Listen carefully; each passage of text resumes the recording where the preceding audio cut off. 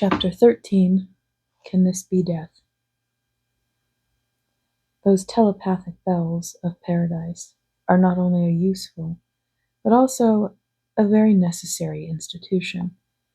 The absorbing interests of the life are so numerous and fascinating, opening from one to the other in ever-increasing succession, that once launched on an inquiry, it is doubtful when one would return, whether he would ever return, without some summons reminding him that loved ones are awaiting his coming. How little Stennett knew of the blessedness of the life when he sang, "Oh, the transporting, rapturous scene that rises to my sight! Sweet fields arrayed in living green and rivers of delight. All o'er those wide extended plains shines one eternal day. There God, the sun, forever reigns and scatters night away." I wonder what kind of hymns Watts and Wesley would have written for the church to sing if they had seen what my eyes have beheld, and their ears had heard what I have heard before they commenced their labors. I almost think I shall ask Elysian some time to write one or two new ones, and either transmit them herself or allow me to do so when I begin to speak to earth. But I did not begin this chapter to anticipate what I should do in my new sphere of labor. I was talking of the bells of paradise recalling us from protracted excursions, or should I rather say, enabling us to remain in constant touch with home, wherever our interests and studies may carry us.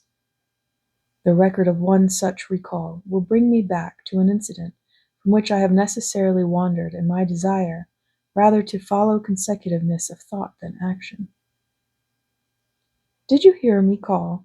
asked Villon as she greeted my return. "Yes, I heard, and think it is well you did so. If you do not look after me, I shall surely be tempted into leaving you altogether."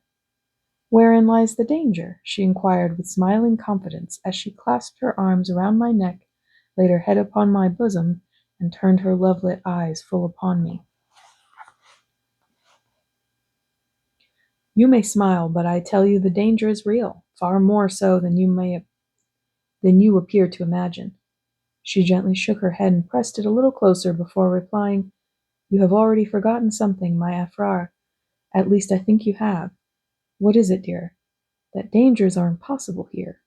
But what or who is it that tempts you away?"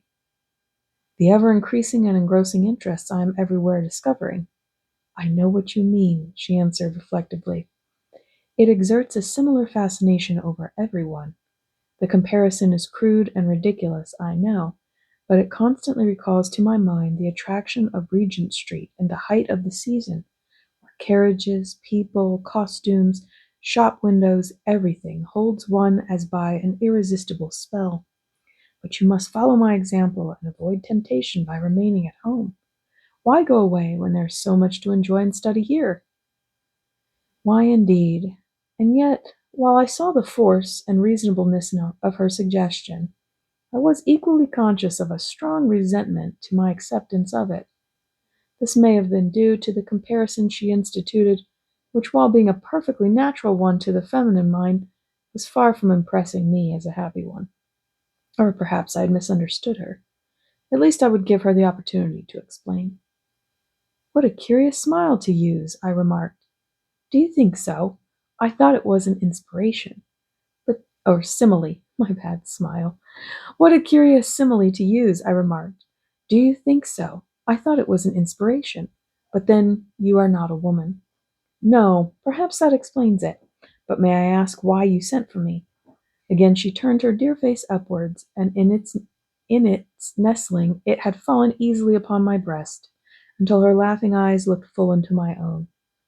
"Suppose I was to say it was simply because I missed you," she replied. "I should be glad to hear it." "Would you? Then allow me to say I had a very different reason for what I did." "Then you had two reasons, for I am sure the one was part of it, whatever the other may be. Now confess, am I not right?" "If you prefer to think so, do.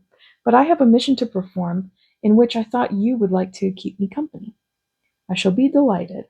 Though I am ignorant of its nature, I am confident of its interest. It would be impossible to find a mission here divorced from pleasure and instruction. What is its nature? I'm going to Earth to assist in the passing of the little friend Arvez recently brought to us. Little Dandy, I exclaimed. It was the only name the boy knew, an appellation of the gutter we had to retain until we received his new name. That will be a pleasure in more ways than one. When do you go? Mayanin is sending Azal to receive him. I go to assist, but I am sure he will be glad to have your company. I await his coming now. Does Dandy know? No. Azal will tell him when he arrives. Is the lad here, then? Yes. He is to be detained a little while. I think his accident, as men would call it, depends on his oversleeping himself. Then he is to come suddenly. So I understand. It is far more merciful for such as he. But here comes Azal, and we shall soon know the details. He joined us almost before Veon had finished speaking and readily assented to my addition to his escort. It will be a new and interesting experience for you, he added, but we must find the boy, or events will be in advance of us. This was a quest ending with its commencement. Dandy was with Jack and several other friends who had spent most of their time with the little probationer since Arvez had introduced him to our valley home. They were busy revising some scheme of operations to be carried out when Dandy's comings and goings should be at an end. I wish I'd wakened up for this last time, I heard the little fellow remark as we approached. What makes you wish that? Inquired Azal, introducing himself. You don't know much about what I has to put up with if you don't know that, he replied, eyeing his strange visitor with a curious and doubtful interest. Then, recognizing myself, he came and took my hand. Who is he asked. I know you, but I don't know him. You know Arvez, the angel who brought you here from the college. This ain't him. No, but this is a friend of his.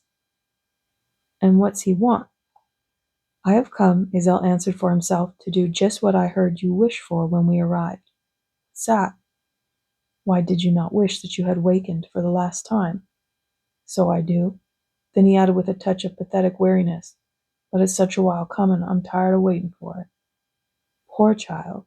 Come with me. You will not wait much longer now. You ain't going to take me away from Jack, are you? No, Jack can come with us if he wishes. But where are we going? Back to Earth for a little while. I don't want to go back. Why can't I stop here? Because your body must waken and pull you back. It is going to waken perhaps for the last time, as you wished, then you will be able to stop here altogether. It was a strange and indescribable look that rose from the depths of his consciousness through his eyes and covered his wandering face as the meaning of Azal's words was divined. There was something of impatient gratitude and a wild desire to grasp a fortune that might vanish, prompting him to dart from myself and hold the speaker as a hostage to success. I know what you mean, he gasped. You're going to kill me. I ain't frightened at it. I shall like it. Will you do it soon? Oh, God, that's so sad. Hear, O heavens, and give ear, O earth, to the eloquent decision of a child in a choice between life and death. Azal smiled and affectionately patted the dear little head. No, I'm not going to kill you, he replied, but when you fall asleep, we shall just break the cord by which the body pulls you back again. Then you will have your wish and stop here. It won't hurt, will it? No, you will not feel it. And shall I be dead then? Your body will. Well, ain't that killing me? But I don't care. This is a lot better living. Come on, I'm ready. Then we will go, said Azal. Here, hold on a minute. There's threepence, a penny in my pocket. Let me see Bully Peg. Something on the money before you do it, will you? He is an awful time. Here's a threepence, a penny. I think he's trying to leave his money behind. Even Azal did not hurry to reply to that appeal. It was a prayer for time and an opportunity to do a Christian service, powerful enough to stay the hand of death. It was a declaration of faith, an act of worship, a Christ-like atonement sufficient to wash out the stain of not a trifling sin which called for and received the recognition of a holy silence, and we each bowed our heads in the presence of it.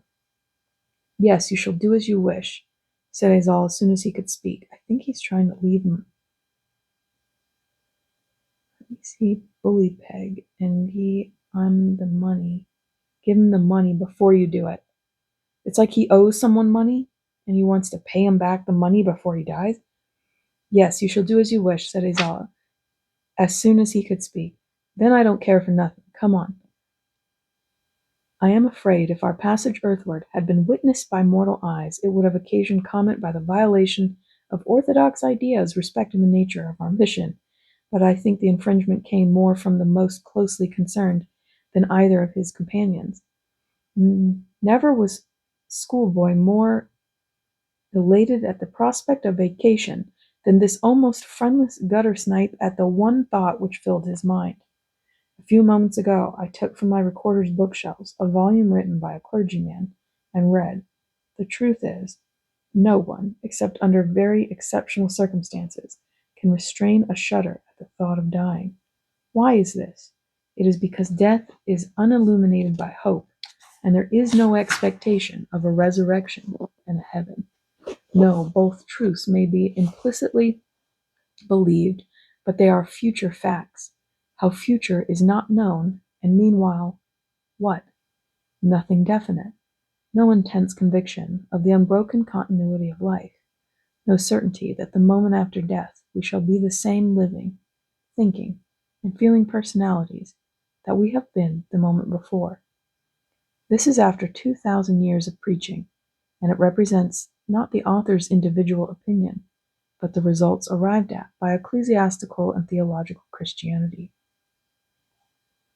It's an excerpt from Our Life After Death by Reverend Arthur Chambers, 1894. I say our passage would have shocked the orthodoxy of such a profession, but Dandy had been made acquainted with what the church might and ought to know, and instead of crying in the language of another, quote, "But timorous mortals start and shrink to cross this narrow sea, stand lingering, shivering on the brink, and fear to launch away. He was at one with David, longing for the wings of a dove, that he might fly away and be at rest. Why should we be sad and mournful? But we are at our destination. The morning had broken, and the busy wheels of London life were already at work. Our little friend had certainly overslept himself. He sought shelter last night among the packing cases piled up under the archway of a wholesale warehouse. It was a favorite spot, warm, snug, and out of the way of police interference. The friendly Carter had given permission, and Limpy Jack had formerly shared the quarters with Dandy, but since the former's decease, Bully Peg had taken the vacant place. "There I am!" cried the lad, pointing to where his sleeping body lay. "But, Ikey, ain't I late?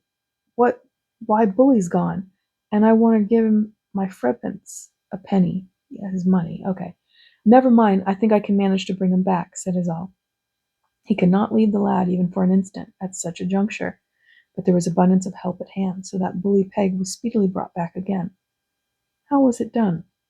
That is easily explained, and it will not be amiss to linger carefully as we watch this incident through. Dandy had constituted himself guardian over the child, the two being brought into a very close and real fellowship by kinship of misfortune. Between them existed a mutual sympathy and anxiety for success, upon which they leaned first to one side and then to the other, for the only meal the day most frequently provided. Thus a double connection had been established, business and family. To this foundation, based on genuine affection, it was not a difficult operation for the ministering angel to telepathically attach Dandy's wish and thus transmit to his friend a thought of anxious concern respecting his oversleeping protector. Bully was engaged with two companions when the recalling thought struck him, but he turned on the instant and without either apology or explanation started back on his errand.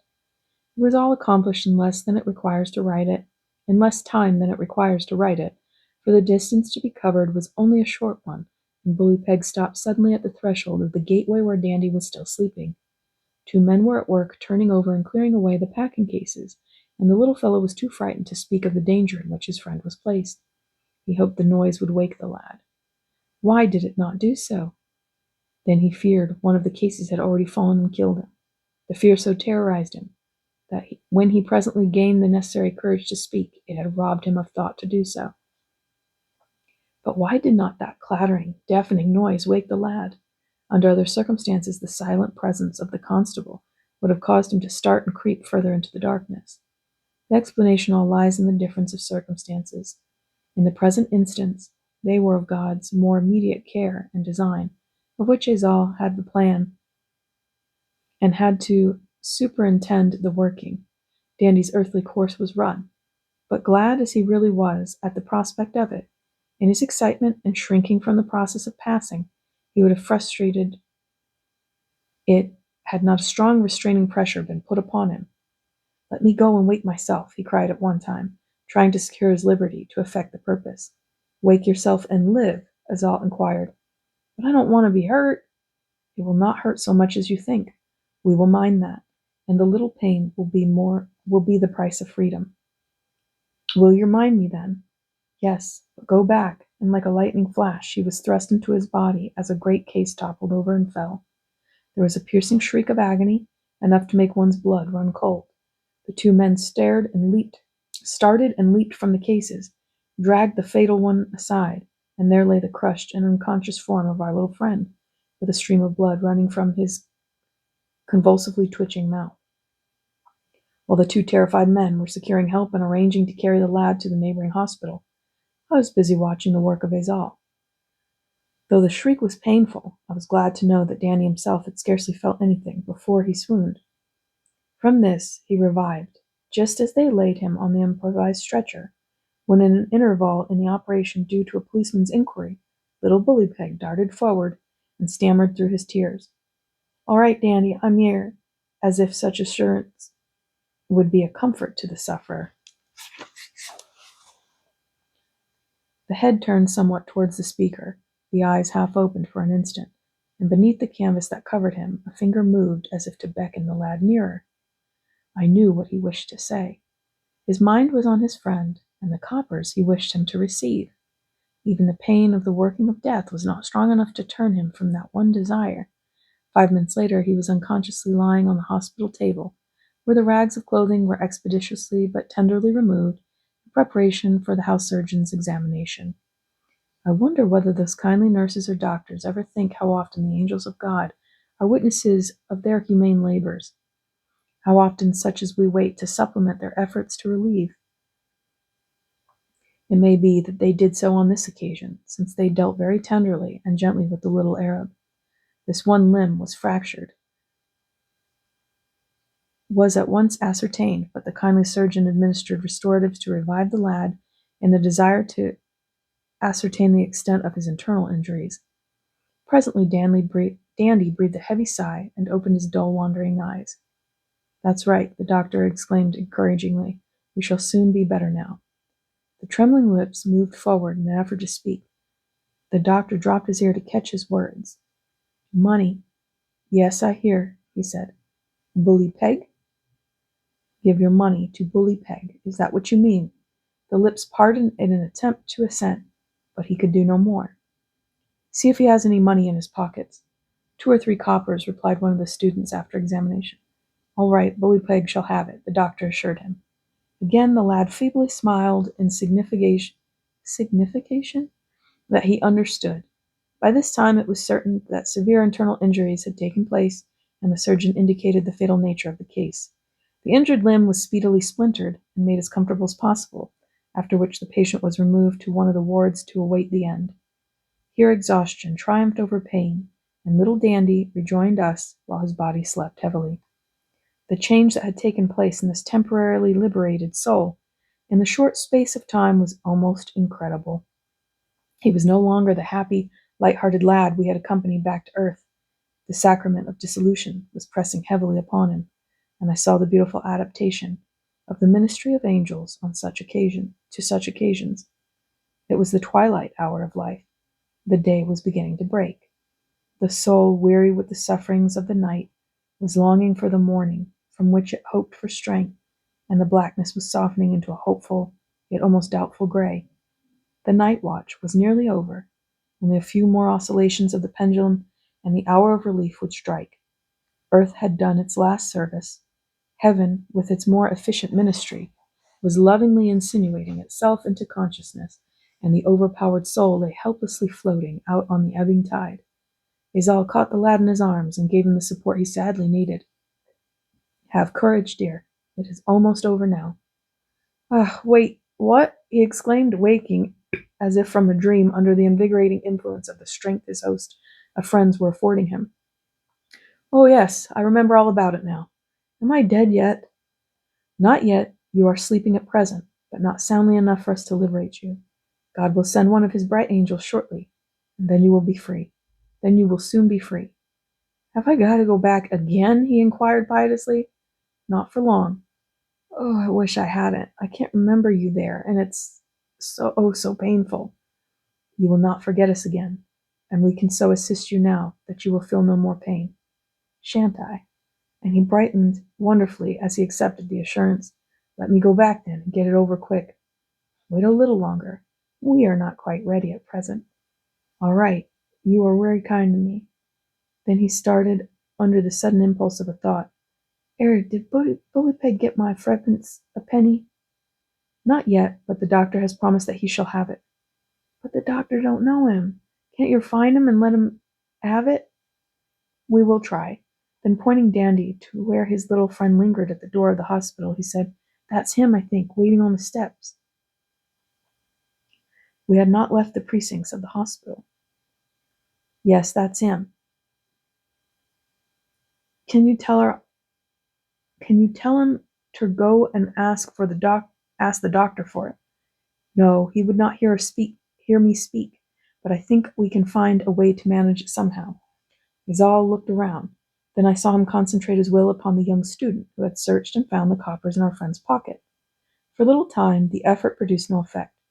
Then it began to work, and I watched the contest between a strong impulse to go to the front entrance of the institution and continuing to read a medical article upon which he was engaged. It was an interesting experience to watch the gathering force of that strange and unaccountable effect upon the man, which presently became altogether irresistible.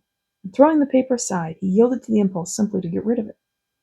Standing at the top of 4 or 5 steps leading to the door, with his hands in his pockets, he looked to the right and left, but finding nothing to attract his attention, gave a satisfactory laugh at his own foolishness, and was about to return when he caught sight of the cringing little outcast, who had tried to squeeze himself between the wall and pillar supporting the semblance of a porch. Hello, Tommy, what are you after? He inquired. The timid trespasser pushed one finger into his mouth, looked at his toes, and tried to squeeze further behind the pillar, but said nothing until the student dragged him out and repeated the inquiry. I only wants to know how Dandy is, he stammered. Who's Dandy? A box tumbled on him, and they brought him in here. It was the best answer he could frame. Yes, I know. Is he your brother? No, but he looks after me. What is your name? Bully Peg. Bully Peg! He was talking about you and wants you to have his money. Here is 6 pence for you. The lad looked from his coin to the doctor, then back at the coin again, but utterly failed to understand his good fortune. Is it a good one? He asked incredulously. The doctor laughed. Why, of course it is. Do you think Danny would send you a bad one? No, but he hadn't got this much. How do you know? Because I seed him count it. Perhaps it has grown, but he told me to give it to you if you called. Is he better?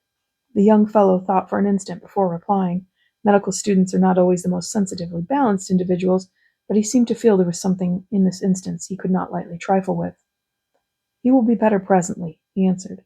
Can I see him? He would like it. Not now. I think he's asleep. Come again on Sunday. I shall know tonight how he is. I shall want to know tonight how he is. Very well, if you come up we will tell you. This satisfied the lad so far as it was possible to do without a sight of his friend, and he took his reluctant departure until night. The result was a very welcome diversion from our little invalid, who was far more than delighted at Bully Peg's good fortune. There is little more of a preliminary nature to be said. The preparatory sleep was drawing to a close, the certainty of which was made known to me by Myanine's arrival. Is you the angel as kills him? Dandy asked as soon as he saw him. No, we only save from death. The lad turned towards Azal with a look of disappointment as he murmured, I wish he would come. I don't want to stop now. Bully's got the money. Neither shall you stop. Come, we must wake you for a few minutes. Will it hurt me? No, you will not feel any more pain now. And you won't go away, will you? No, we won't leave you. You will see us all the time till you fall asleep. The body moved feebly, and the soul was at once drawn back. The watchful nurse was at his side before his eyes were opened. Are you better, dear? She asked kindly. Dandy looked confused for an instant, then almost inaudibly said, I'm so tired. I know you are, she answered. Will you try to go to sleep again? Yes, I want to sleep. It was all over. The quivering life cord snapped, and Mionine sped with the sleeping soul to the home of Diomedes.